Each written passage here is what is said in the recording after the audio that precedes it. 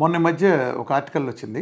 WHO చెప్పినట్టుగా mobile phone వినియోగానికి brain క్యాన్సర్కి సంబంధం లేదని డబ్ల్యూహెచ్ఓ అధ్యయనంలో చేసిందని చెప్పారు. వాళ్ళు ఏంటంటే ఇంతకుముందు అందరూ భావించినట్టుగా, అంటే నేను సారాంశం చెప్పేస్తాలే. డబ్ల్యూహెచ్ఓ అంటే తాజా అధ్యయనం అది చేయించిందంటే ఒక 5,000 మంది మీద.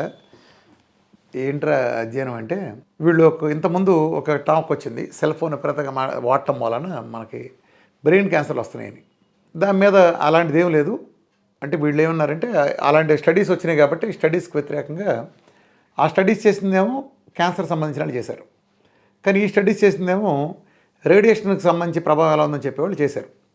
వాళ్ళు చెప్తే ఏం చెప్పారంటే 5,000 మంది మంది చేశారంటే, చాలా పెద్ద స్టడీ అని వాళ్ళు చెబుతున్నారు, ఆస్ట్రేలియా వాళ్ళు చేశారని.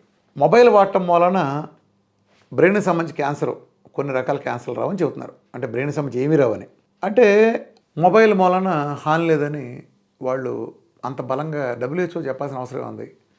మొబైల్ లైటింగ్, బ్లూ లైటింగ్ వల్ల జరిగే హాని మనకు తెలియట్లేదా? ఎన్ని రకాలు జరుగుతున్నాయో. మొబైల్ రేడియేషన్ ఉండబట్టే కదా ఒకప్పుడు సెల్ ఫోన్లు రాకముందని పిచ్చుకలు ఇప్పుడు ఏమైనాయి చెప్పండి. రేడియేషన్ లేకుండానే పర్యావరణానికి ఏం కాకుండానే జరుగుతుందా? అంటే పర్యావరణం అంటే మనమేనా? ఏ హాని జరగట్లేదా? ఎన్ని రకాల పక్షి జీవజాతులు, కొన్ని రకాల చేపలతో సహా ఈ అణుధార్మికత కానీ లేదా ఇతరత్ర రేడియేషన్ కారణంగా అవుతుంది చెప్పండి మీరు. అంటే వాడటంలో డోసులు తేడా ఉండొచ్చు, హాని చేయదని చెప్తే ఎలా? దానికి వ్యతిరేకంగా ఎన్ని స్టడీస్ ఉన్నాయి? ఆ స్టడీస్ అన్నీ వాళ్ళు ఒక్క చేత్తో తీసేసినట్టు వెళ్ళిపోతాయా? వీళ్ళు చేసిన ఒక్క స్టడీతో బ్రెయిన్ క్యాన్సర్లే కాదు, బ్రెయిన్ క్యాన్సర్లే వస్తాయని ఏమన్నారు? అన్ని రకాల క్యాన్సర్లు వస్తాయి. నిజానికి ఇక్కడ పెడితే బ్రెయిన్కి వస్తుంది క్యాన్సర్, అట్లాంటిదేం లేదు సిద్ధాంతం. క్యాన్సర్లో ఒక సెల్ పాడైందంటే శరీరం అంతా వచ్చినట్టే. బేసికల్గా కొన్ని రకాల క్యాన్సర్లు తప్ప, అంటే ఏదైనా నోటికి సంబంధించిన క్యాన్సర్ గుట్కాలు తిని తెచ్చుకున్నాయి, సిగరెట్ దగ్గర లంగ్ క్యాన్సర్ సంబంధించినవి ఇనీషియల్గా ఆ ఆర్గాన్లో అంటే లంగ్లోనో లేదా నోట్లోనో బయటపడతాయి. అంత తప్ప మిగిలిన క్యాన్సర్లు అన్నీ కూడా ఇక్కడ అనేది ఏం లేదు, శరీరం అంతా ఉంటాయి. అక్కడ ఎక్కడైతే ముందు ఎక్కువ ఆర్గాన్లు ఏ ఆర్గాన్లో బయటపడుతుందో ఆ ఆర్గాన్లో మనకి క్యాన్సర్ అని పేరు పెట్టి పిలుస్తాం. అంటే బ్రెయిన్ క్యాన్సర్ ఏంటి? క్యాన్సర్లు ఓవరాల్గా పెరిగినాయి కదా. మీరు ఏమంటారంటే బ్రెయిన్ క్యాన్సర్ పెరిగిన దాఖలాలు తక్కువగా కనిపిస్తున్నాయి అంటే మొబైల్ వినియోగానికంటే. మరి క్యాన్సర్లు ఒకప్పుడు ఎంత ఉన్నాయి, ఇప్పుడు ఎంత ఉన్నాయి? సెల్ ఫోన్లో వచ్చినా తీయండి. మరి ఆ పారామీటర్ల ప్రకారం క్యాన్సర్లకి ఎన్నో మొబైల్ వాడకానికి మీరు లింక్ పెట్టలేరా? అంటే ఇది కాదా? అంటే మీరు చెప్పిన లాజిక్ నేను అప్లై చేస్తున్నా. బ్రెయిన్ క్యాన్సర్ అంటారంటే మిగిలిన క్యాన్సర్ రావని ఎవరు చెప్పారు? క్యాన్సర్ బ్రెయిన్లోనే ఎందుకు వస్తుంది? ఏం లేదు, అదేం లేదు. మనం తినే ఆహారంలో ఉండే చెత్త రీఫైండ్ ఆయిల్, కెమికల్ ఉప్పులు, పెంటకారాలు మనం తిన్న తర్వాత శరీరంలో ఎక్కడానికి క్యాన్సర్ వస్తుంది కదా, నోటి దగ్గర ఏం రావట్లేదు కదా. అట్లానే క్యాన్సర్ ఆ రేడియేషన్ కారణంగా మెదడులోనే వస్తుందని ఏముంది? మిగతా క్యాన్సర్లు ఎంత పెరిగిన రేట్లు చెప్పండి. ఏటా గ్రోత్ ఎంత ఉంది? క్యాన్సర్ రేటు విపరీతంగా ఉంది. క్యాన్సర్ గ్రోత్ రేటు ప్రపంచంలో ఉండే ప్రతి దేశంలో క్యాన్సర్ గ్రోత్ విపరీతంగా ఉంది. అట్లనే మీరు అమెరికా తీసుకుంటే దాంట్లో డబ్ల్యూహెచ్ఓను ఇంకా కొన్ని నివేదికలు చెప్పిన దాని ప్రకారం అమెరికాలో పుట్టిన ఒక పిల్లడు చనిపోయేలోపు ఒక క్యాన్సర్ వచ్చే పర్సంటేజ్ చూసుకుంటే 50% పైన ఉంది. అంటే ప్రతి ఇద్దరిలో ఒకళ్ళ క్యాన్సర్ వచ్చే అవకాశం ఉంటుంది పుట్టినప్పుడు చచ్చిపోయేలోపు. ఇక్కడ కూడా విపరీతం క్యాన్సర్ వస్తున్నా చనిపోయే స్టేజ్లో వచ్చిన వాళ్ళకి క్యాన్సర్ వచ్చిందని కూడా ఐడెంటిఫై అవ్వట్లా. అట్లా చాలా కారణాలు ఉన్నాయి. మీరు ఏకపక్షం తీసేస్తారండి, పిచ్చికలు మాయమైపోవటం, ఇవన్నీ చేయటం, అనేక రకాల అనారోగ్యాలు పెరగటం. మరి సెల్ ఫోన్ వచ్చినా పెరిగిన అనారోగ్యాలు ఎన్ని? దాని డైరెక్ట్ ఫలితాలు కాదు, ఇండైరెక్ట్ ఫలితాలు కూడా. సెడెంటరీ లైఫ్ స్టైల్ అలవాటు చేసింది, బ్లూ లైట్కి అలవాటు చేసి కళ్ళు పోతున్నాయి, చాలా జరుగుతున్నాయి. తలనొప్పులు, లేట్ నైట్ నిద్రలేమి, అన్ని రకాలు ఉన్నాయి కదా, చాలా అనర్థాలు ఉన్నాయి కదా.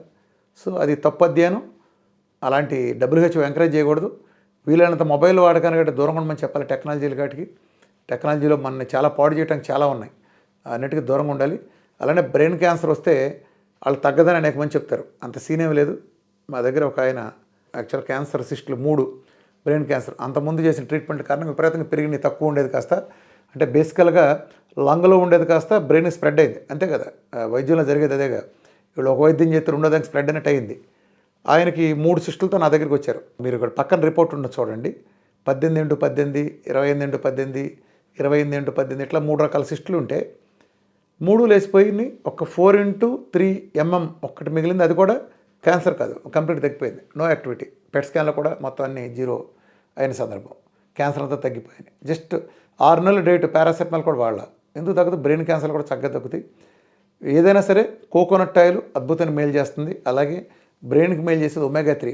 మీరు వాళ్ళ మొబైల్ వాడటం లాంటి, వైఫై వాడటం లాంటి అనివార్య పరిస్థితులు ఉన్నారు కాబట్టి వాటి తాలూకు దుష్ఫలితాలని మీరు ఎదుర్కోకుండా ఉండాలంటే ముఖ్యంగా బ్రెయిన్కి సంబంధించి స్ట్రోకులు కానీ ఇతరత్ర కానీ రాకుండా ఉండాలంటే బ్రెయిన్కి అద్భుతమైన ఆహారమైన ఒమేగా 3 ఎస్పెషల్లీ ఈపీఏ కానీ డిహెచ్ఏ కానీ వీటన్నింటినీ పక్కాగా ఉండాలంటే మన డైట్ ప్రకారం తీసుకోండి. కొబ్బరి నూనె ది బెస్ట్ ఆహారం, best anti microbial, best antiviral, anti fungal, అద్భుతంగా పనికొచ్చే మోనోలారిక్ యాసిడ్ ఉంటుంది దాంట్లో. మానవాళిని ఇమ్యూనిటీని అద్భుతంగా బూస్ట్ చేసే మీడియం చైన్ ట్రైగ్లిజరైడ్స్. ఇది తీసుకుంటే బ్రెయిన్కి సంబంధించి ఎలాంటి ప్రభావమైనా మనం దూరం కావచ్చు. సో WHO చెప్పింది దాంట్లో వాస్తవం లేదు. అంటే నివేదికలు ఏముంది, ఇప్పుడు వాళ్ళు ఇది చెప్తారు, రేపొద్దున ఇంకోటి చెప్తారు.